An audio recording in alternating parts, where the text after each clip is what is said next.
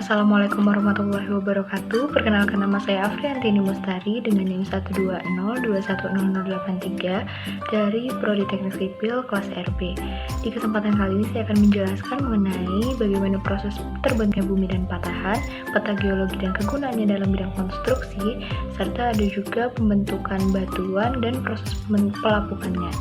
Nah, hal ini memenuhi tugas mekanika tanah 1. Pada kesempatan kali ini saya akan membahas beberapa poin, yaitu terdapat 4 poin diantaranya. Yang pertama, ada pembentukan bumi dan patahan, lanjut ada peta geologi dan kegunaannya, jenis batuan dan mineral, dan yang terakhir ada pelapukan batuan. Yang pertama, kita bakal ngebahas tentang proses pembentukan bumi dan patahan. Dari sejarah pembentukan bumi, diperoleh gambaran bahwa awalnya seluruh permukaan bumi ini merupakan batuan beku. Nah, seiring berjalannya waktu serta adanya perubahan keadaan, maka terjadilah perubahan disertai dengan pembentukan kelompok-kelompok batuan yang lainnya. Nah, proses ini merupakan siklus daur batuan. Permukaan bumi dikenal sebagai permukaan yang kasar. Hal ini terjadi karena muka bumi memiliki relief. Relief ini memiliki bentuk yang berbeda dan ukuran yang berbeda pula. Nah, sesar atau patahan secara geologi adalah sebagian bidang rekahan yang disertai oleh adanya pergeseran relatif atau displacement dari satu blok terhadap blok batuan lainnya. Diatropisme adalah suatu gerakan pada lapisan kulit bumi yang disebabkan oleh tenaga endogen tanpa disertai aktivitas magma yang membentuk relief muka bumi. Hal ini berbeda dengan vulkanisme yang merupakan kegiatan tenaga endogen dari dalam bumi yang dipicu oleh pergerakan magma yang membentuk gunung berapi. Diatropisme misalnya terjadi pada pelipatan dan patahan akibat pergerakan lempeng tektonik bumi. Lempeng sendiri merupakan bagian penyusun bumi paling atas. Lempeng ini sendiri memiliki ketebalan 100 km. Bagian atas bumi terdapat litosfer, terdiri atas kerak bumi dan mangki bumi yang bersifat kaku dan padat. Bagian litosfer ini terbagi atas lempeng dan lempeng tektonik. Nah, lanjut untuk bahasan yang kedua, terdapat peta geologi dan kegunaannya. Peta geologi adalah gambaran tentang keadaan geologi.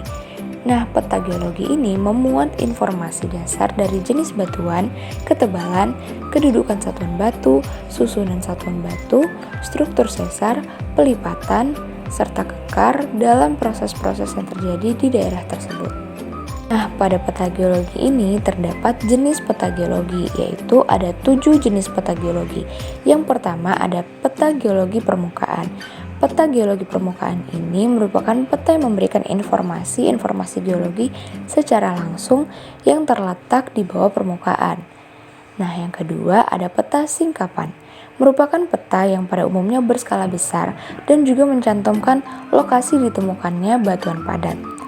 Yang ketiga ada peta ikhtisar geologis. Peta ini memberikan informasi secara langsung mengenai formasi-formasi yang tersingkap. Nah, keempat ada peta struktur. Peta struktur memiliki garis-garis kedalaman yang dikonstruksikan pada permukaan sebuah lapisan yang terletak di bawah permukaan. Yang kelima ada peta isopatch. Peta ini menggambarkan garis-garis yang menghubungkan titik-titik sebuah formasi ataupun lapisan dengan ketebalan yang sama. Lanjut, yang keenam ada peta fotogeologi. Peta ini dibuat berdasarkan pada interpretasi dari foto udara. Dan yang terakhir ada peta hidrogeologi. Peta yang menunjukkan kondisi air tanah yang terdapat pada daerah yang dipetakan. Nah, peta geologi sendiri terdapat kegunaannya dalam bidang konstruksi. Apa sih kegunaan peta geologi dalam bidang konstruksi?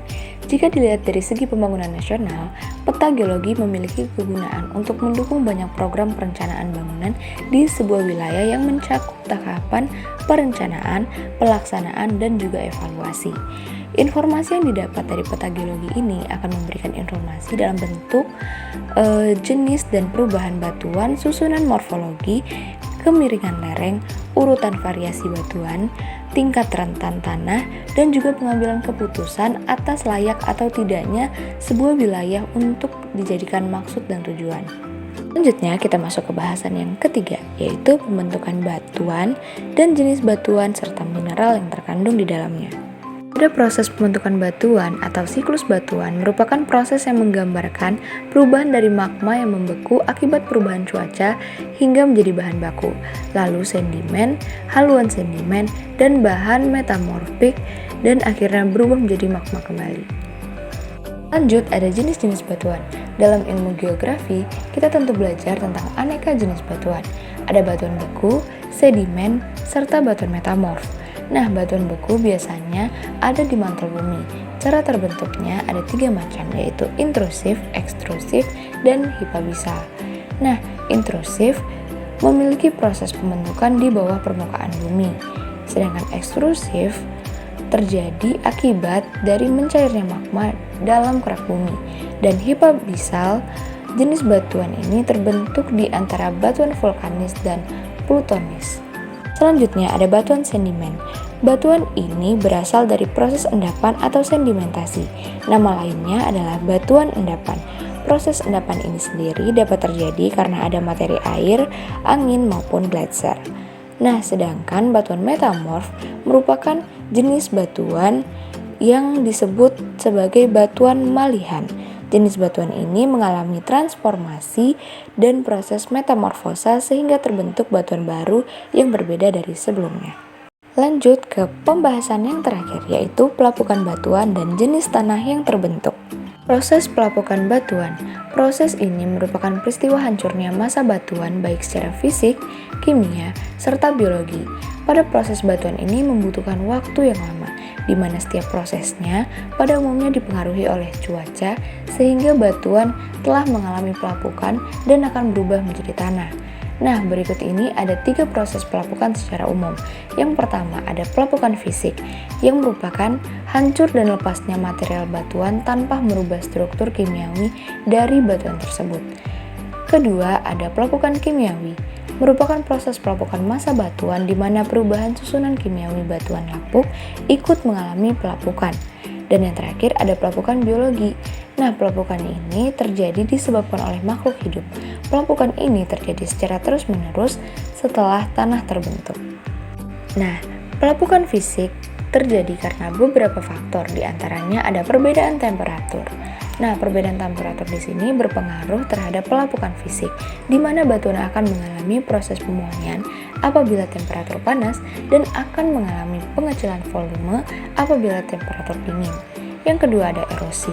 Erosi dapat mempengaruhi pelapukan karena air yang membeku di antara batuan volumenya akan membesar, dan yang terjadi adalah air akan membuat tekanan yang dapat merusak struktur batuan. Selanjutnya, pelapukan kimiawi. Pelapukan kimiawi biasanya terjadi pada 3 tahapan. Yang pertama ada hidrasi. Nah, hidrasi adalah proses pelapukan batuan yang terjadi di permukaan batuan saja. Selanjutnya ada oksidasi, yang merupakan proses pengkaratan besi. Dan yang terakhir ada karbonasi, merupakan proses pelapukan batuan oleh gas karbon dioksida.